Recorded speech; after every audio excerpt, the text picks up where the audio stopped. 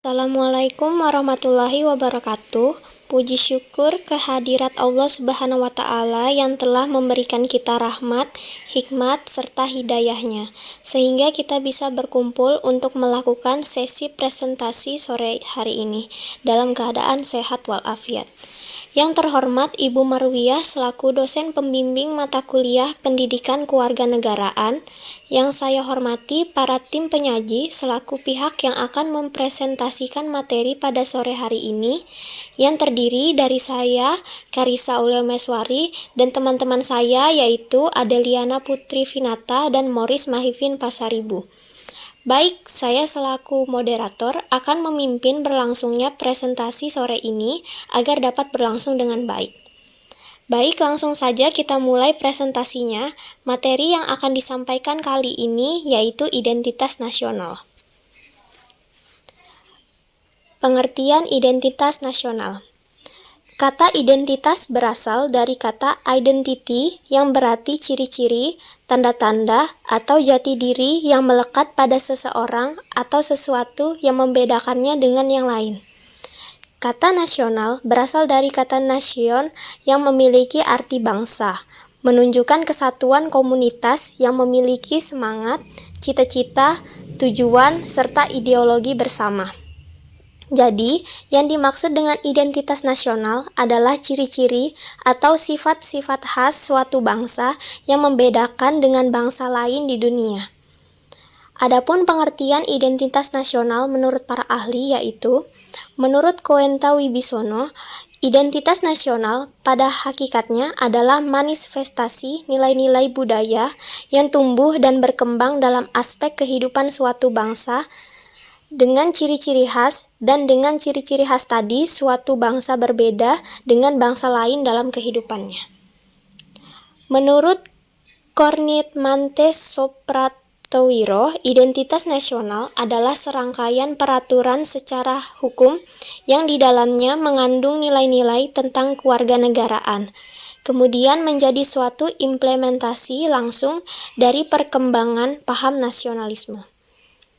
Menurut Berger, identitas nasional merupakan segala ideologi kapitalis lah yang akan menjadi penguasa dunia, serta akan mengubah masyarakatnya satu persatu hingga menjadi sistem nasional yang bisa menentukan nasib bangsa-bangsa di sektor sosial, politik, dan budaya.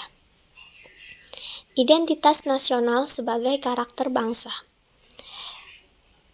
Karakter berasal dari bahasa Latin. Karakter, karasein atau karax, dalam bahasa Prancis, karaktere, dalam bahasa Inggris, karakter. Dalam arti luas, karakter berarti sifat kejiwaan, akhlak, budi pekerti, tabiat, watak yang membedakan seseorang dengan orang lain.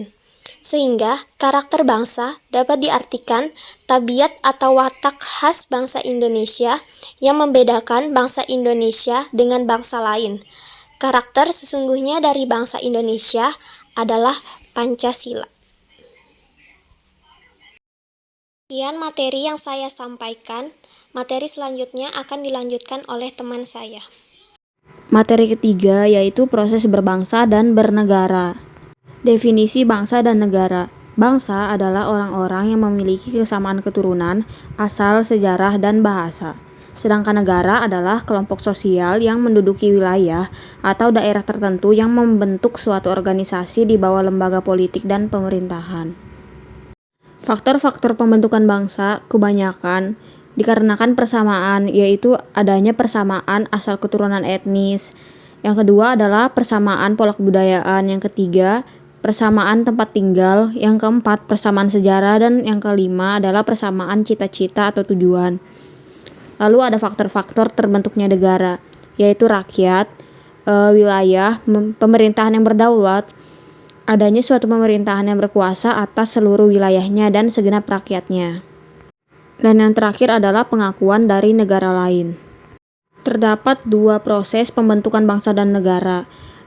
Yang pertama adalah model ortodoks, yaitu bermula dari adanya suatu bangsa terlebih dahulu, lalu kemudian bangsa itu membentuk satu negara sendiri. Dan yang kedua adalah model mutakhir, yang berawal dari adanya negara terlebih dahulu yang terbentuk melalui proses tersendiri.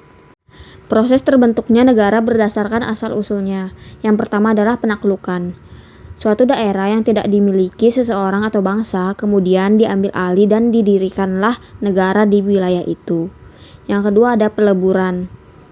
Peleburan adanya penggabungan dua atau lebih negara menjadi negara baru.